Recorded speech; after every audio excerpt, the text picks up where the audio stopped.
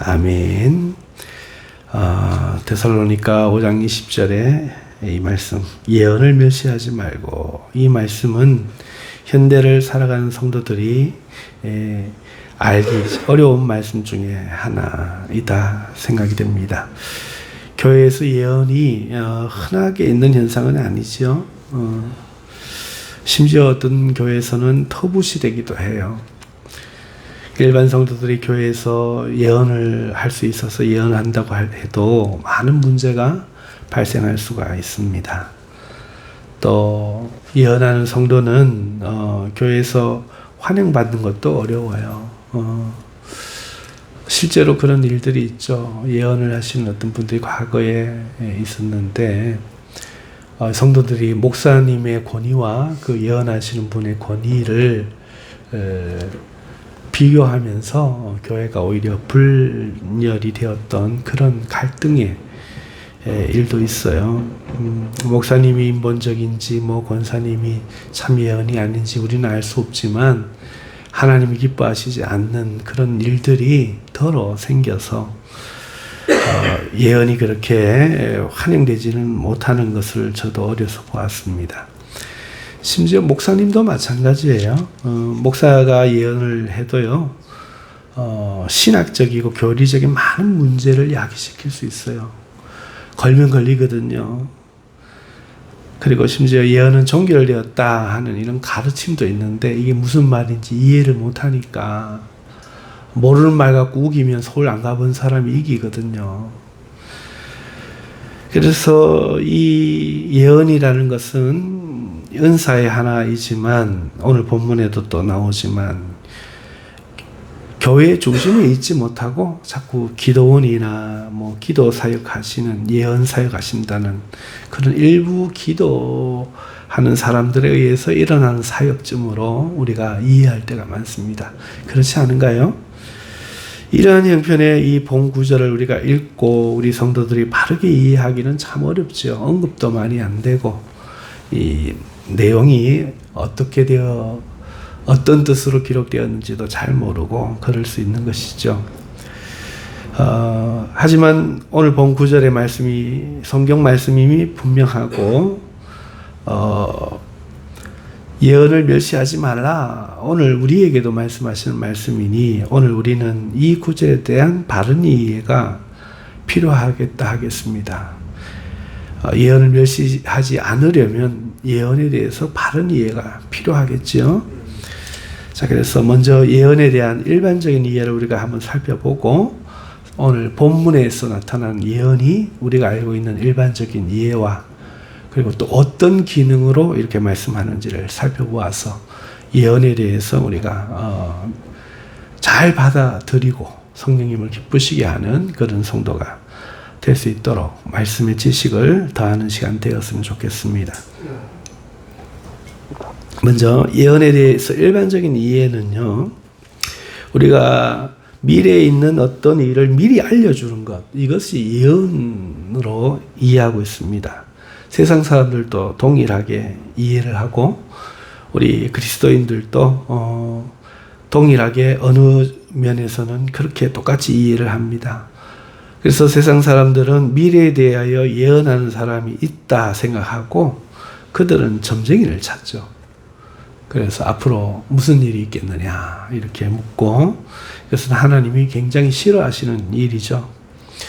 하지만 우리 신앙인도 앞일에 대해서 하나님께 예언 듣기를 바라는 마음이 있고, 구약 성경에서도 이렇게 미래에 대한 하나님의 예언이 많이 등장을 합니다. 그럼 우리 구약에서부터 세상 사람들이 말하는 미래에 대한 예언이 우리가 지금 일반적으로 알고 있는 예언인데 이것에 대해서 잠깐 살펴보고 오늘 본문에 나오는 예언이 같은지 다른지 살펴보도록 하겠습니다.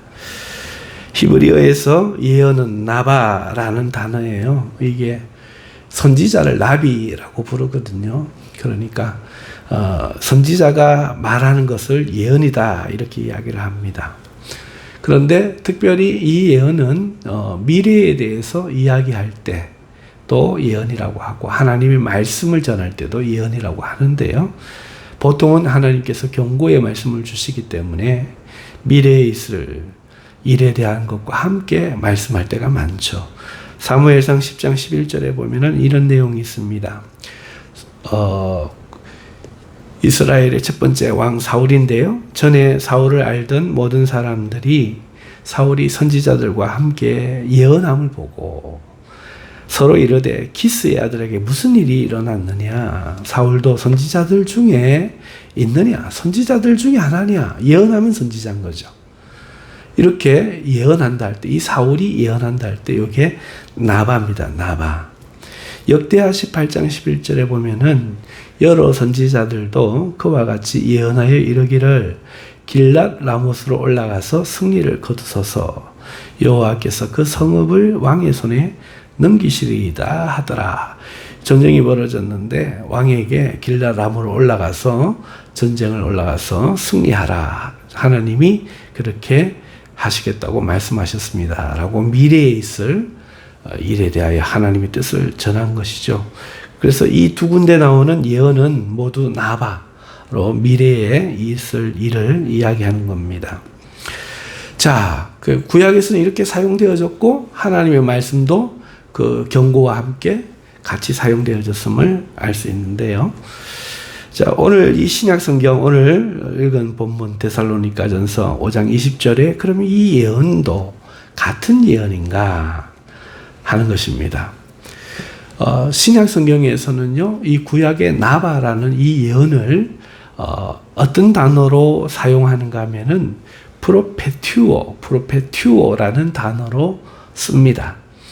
신약 성경에서 28에 사용되었는데요. 오늘 이 본문에 사용된 단어는 그 미래에 있을 예언이 아니고 프로테이아예요. 프로테이아예요. 프로테튜오가 아니고 프로테이아입니다. 어원은 비슷한데 달라요.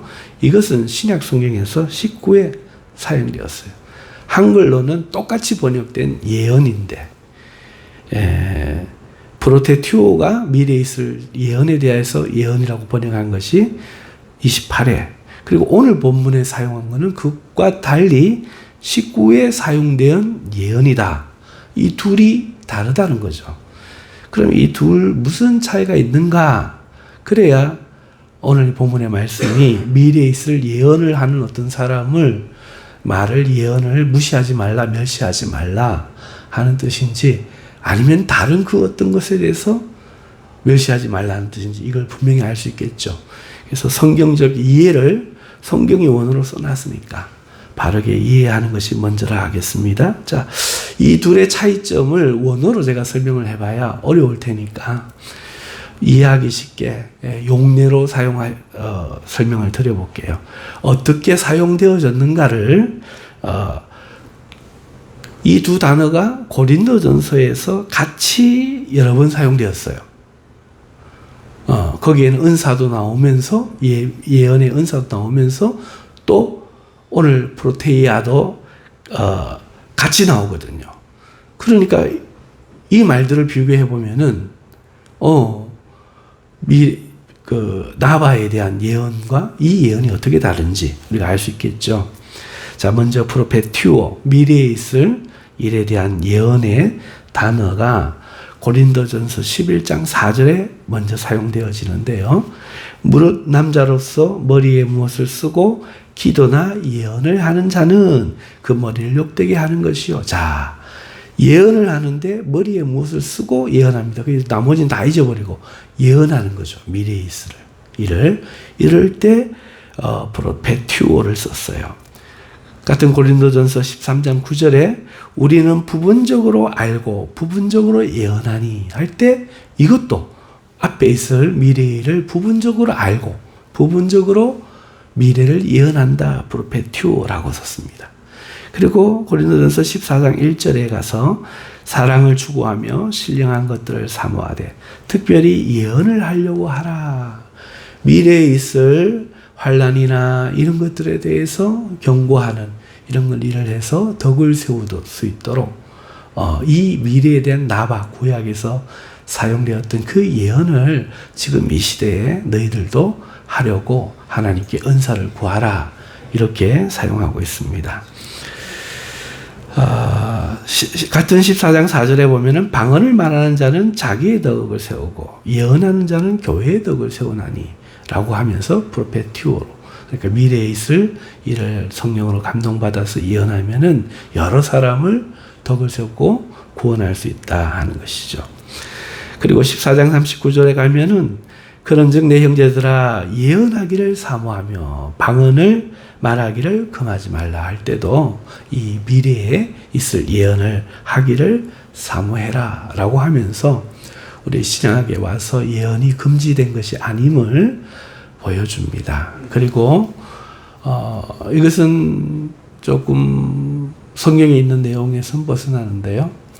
제가 신앙생활을 3대째 해오고 있는데 어려서부터 교회에서 나서 교회에서 자랐는데 교회에도 무슨 일이 있을 때면은 그 교회에 그 선지자 되는 사람이 있는 것 같아요. 하나님이 꿈이나 환상으로 보여주는 권사님이나 집사님이나 그게 사모님이 될 때도 있고 목사님이 될 때도 있지만 말씀을 미리 주실 때가 많아요. 그래서 어릴 때부터 그걸 경험했기 때문에 시험이 오는 걸 번번이 이렇게 하나님 말씀해 주시는구나. 구약의 말씀이 틀리지 않고 오늘날도 이어지는구나. 이런 생각을 할 때가 있습니다. 그래서 미래에 대한 이 예언을 우리가 무시하지 말아야겠다. 멸시하지 말아야겠다. 부정하지 말아야겠다.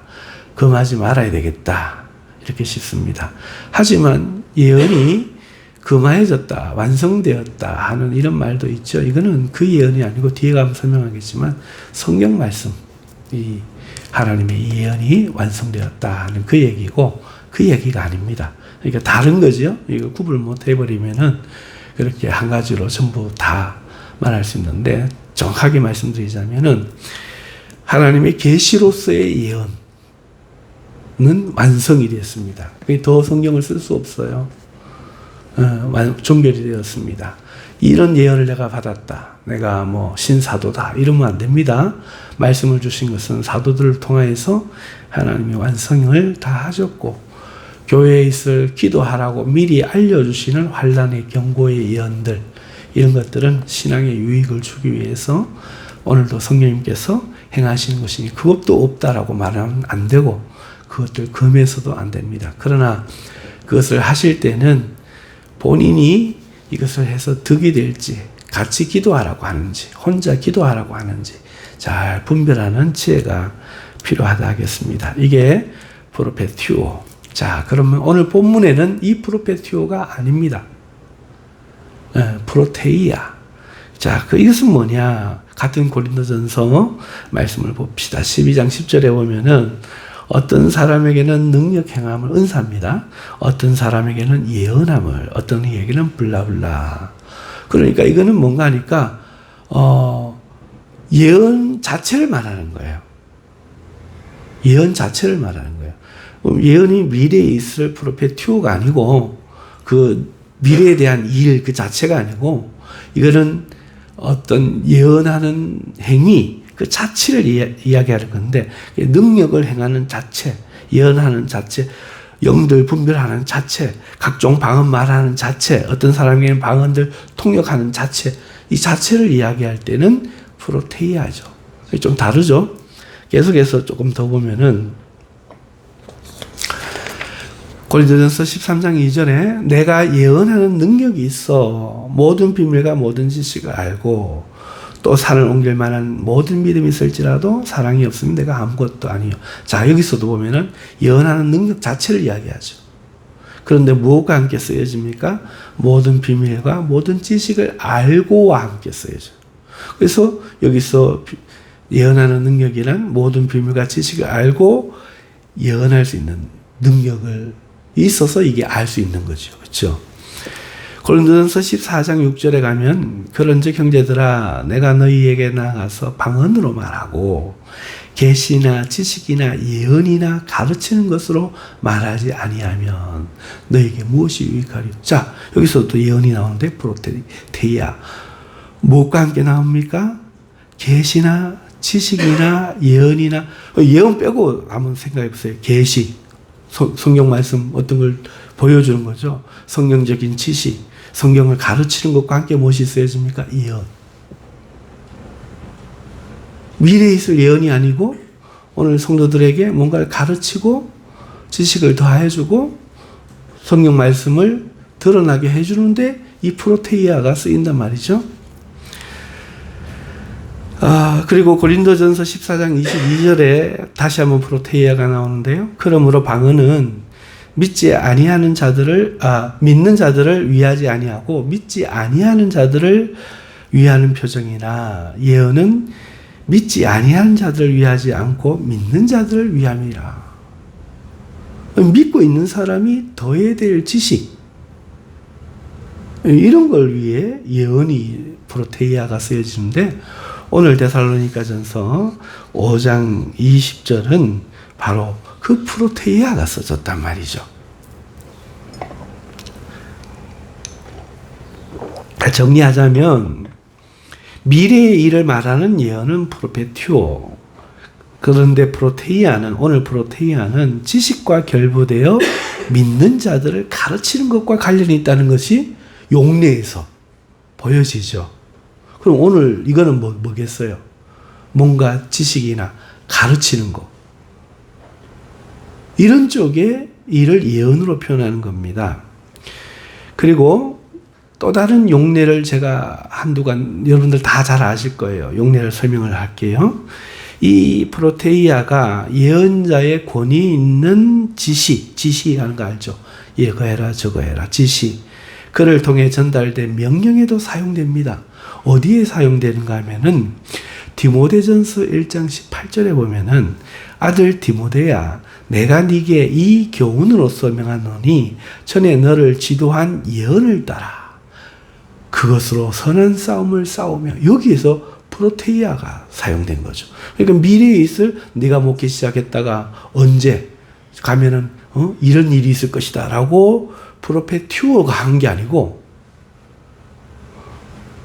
너는 이러한 충성스러운 목회자가 되겠느냐? 양들을 위하여 기도하겠느냐? 십자가를 지고 끝까지 충성하겠느냐? 이런 가르침, 이런 지시.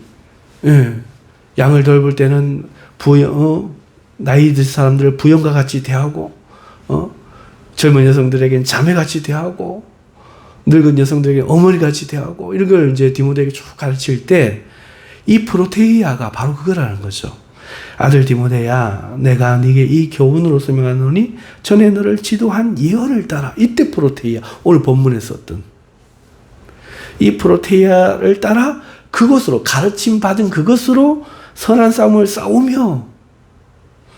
그러면서 디모데전서 4장으로 가서 14절에 네 속에 있는 은사 곧 장로회에서 안수받을 때에 예언을 통하여 받은 것을. 이건 자꾸 원어를 모르니까 자꾸 뭔가 이렇게 미래에 뭐 받았다 생각하고 그렇게 하지만 그거 아니에요. 그냥 원문은 프로테이아입니다. 네가 장로회에서 안수받을 때 예언을 통하여 지시받은 그것, 장로들이 안수 줄 때에 권위로 너에게 명령한 그것을 가벼이 여기지 말며. 그러니까 미래의 예언이 아니고 이 목회자들이나 장로들이 한 지시나 부탁, 권면 이런 것들이 프로테이아, 예언으로 사용되고 있단 말이죠. 그러면 오늘 이 데살로니가전서 5장 20절로 돌아와서 이 예언이 프로테이아라면 무슨 뜻일까요? 미래의 일을 예언할 때 무시하지 말라는 걸까요? 아니면 목회자가 교회에서 지식인으로 가르치거나 혹은 권위 있게 하는 그 명령을 말하는 것일까요? 너무나 당연한 거죠. 어려운가요? 이해하셨나요? 미래에 있을 프로테티오는 아니죠. 이게 프로테이아니까.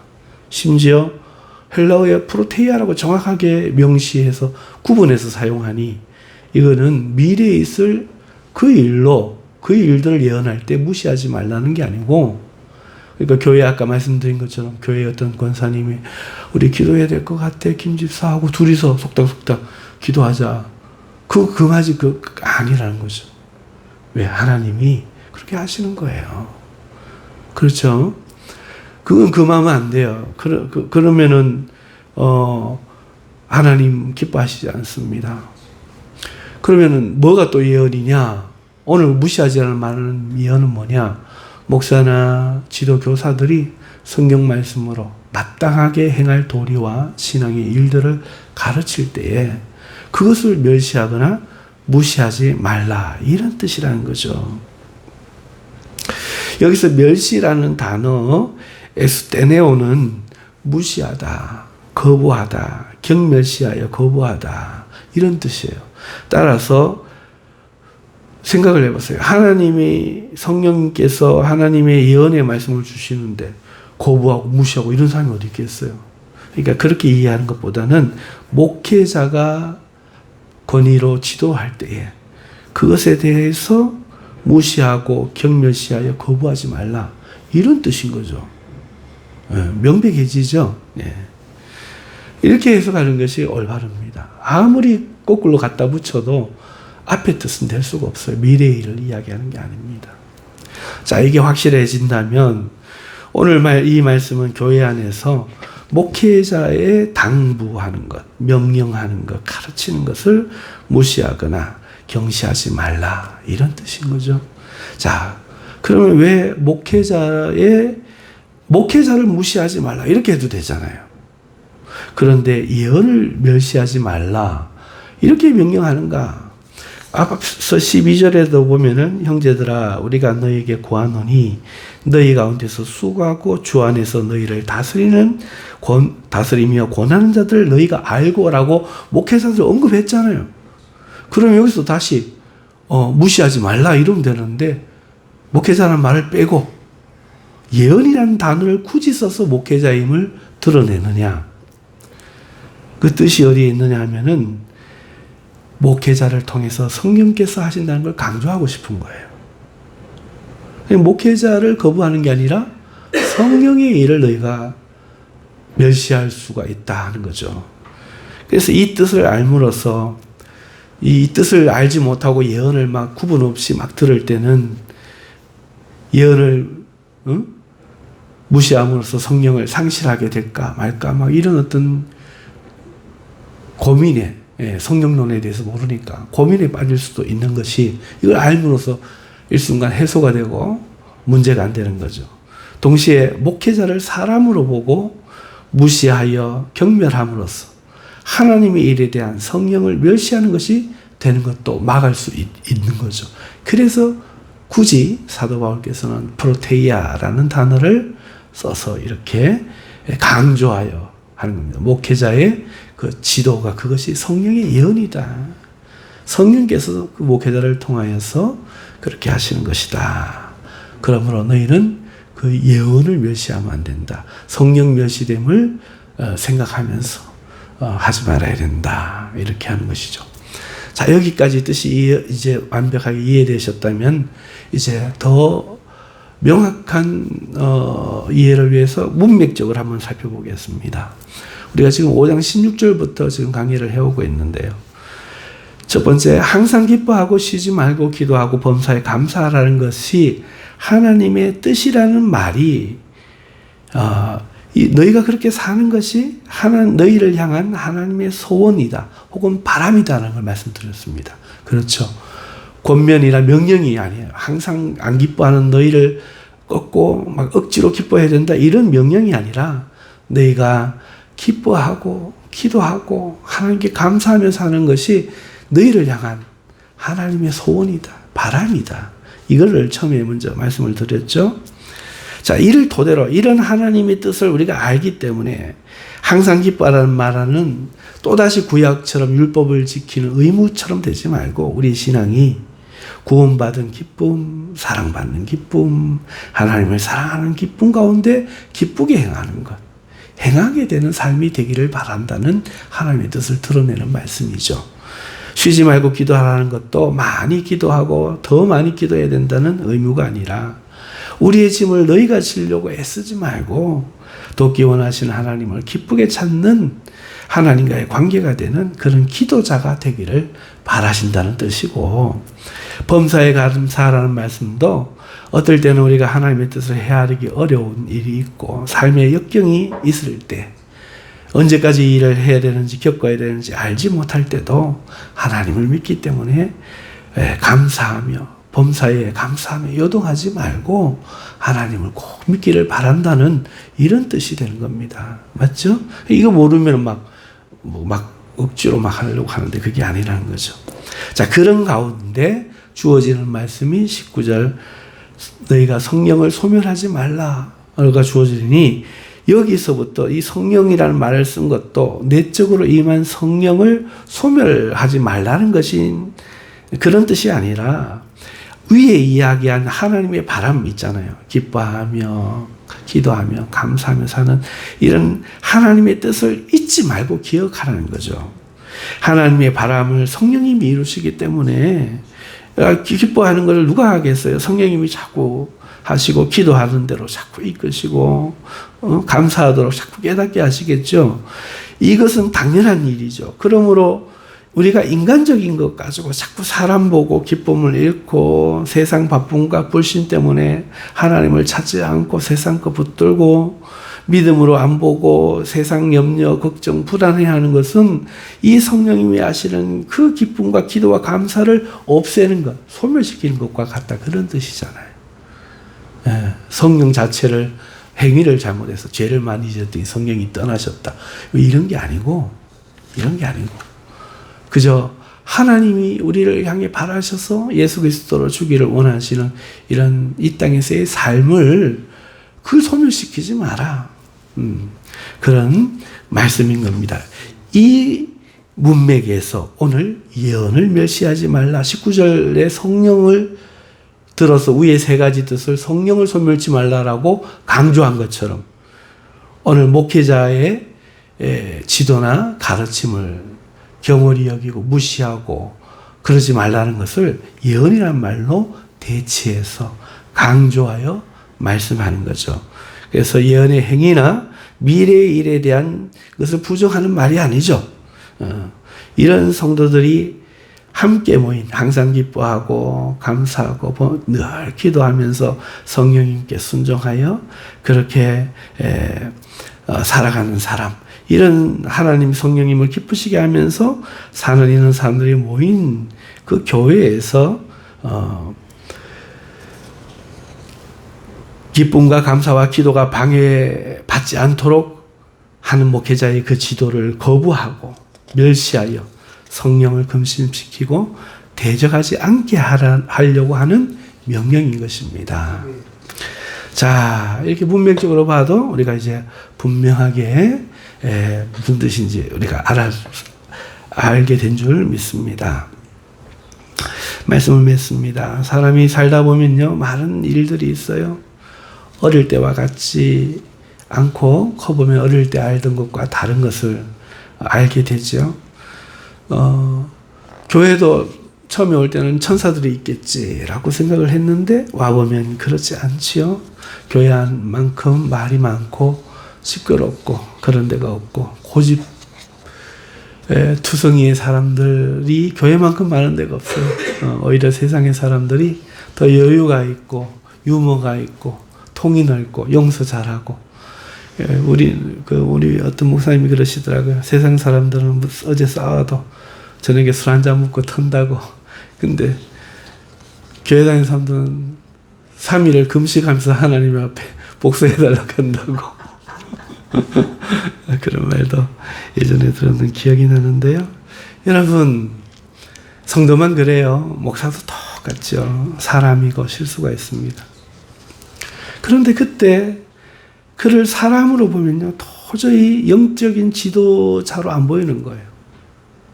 하나님이 세우신 것을 보지 않고 사람을 보고, 어떤 목사님이 다른 건 성경 지식은 몰라도 그저 이렇게 점잖고 어질고 인자하고 하면은 목사님으로 보이고, 목사님이 성격이 조금 별나거나 개파하거나 하면은 그렇지 않은 거죠. 우리는 눈에 그런 게 보여요. 그러면 상처도 받죠. 영적인 지도자로 보이지 않으면 영적인 지도를 받을 수가 없어요. 목회자에 실망하면 교회 오는 것이 기쁘지 않습니다. 설교가 들리지 않습니다. 들려도 마음으로 당신이나 잘하세요 이렇게 무시되는 거죠. 바로 이 이야기를 하는 거예요. 그러니 당연히 지도를 듣지 않고 겉으로만 듣는 척하고 속으로는 철저하게 무시하게 되는 거죠. 사람의 일로서 영적인 일마저 저버리게 되는 이런 위험이 있기 때문에 사람이니까 하나님께서는 사도 바울을 통해서 굳이 성령이 하시는 이 예언이라는 단어를 써서 경고하고 있는 거예요. 이해하셨죠? 그러므로 교회 오시거든 사람은 다 십자가에 못 박아요. 구원하신 하나님만 봐요. 저 사람 위해서 예수님이 십자가에 죽어주셨지. 예. 우리가 그렇게 주님을 바라보고 내 마음속에 하나님의 뜻을 생각하면서 또 목회자의 이 지도와 가르침, 당부와 권면들을 멸시하지 말고 무시하지 말고 하나님의 뜻으로 알고 또 받아들이며 믿음으로 순종하는 저와 여러분들 되시기를 주님의 이름으로 축원합니다. 기도하겠습니다. 은혜로우신 하나님, 하나님의 말씀을 바르게 이해하고 바르게 깨달아 말씀의 길을 걸어가는 저희들 되기 원하오니 이 말씀들이 우리 한국교회도 많이 알려져서 지금 잘 모르고도 잘하고 있지만 더욱 알고 잘할 수 있는 우리 모두가 되게 하여 주시옵소서. 예수님의 이름으로 감사하며 기도드리옵나이다. 아멘.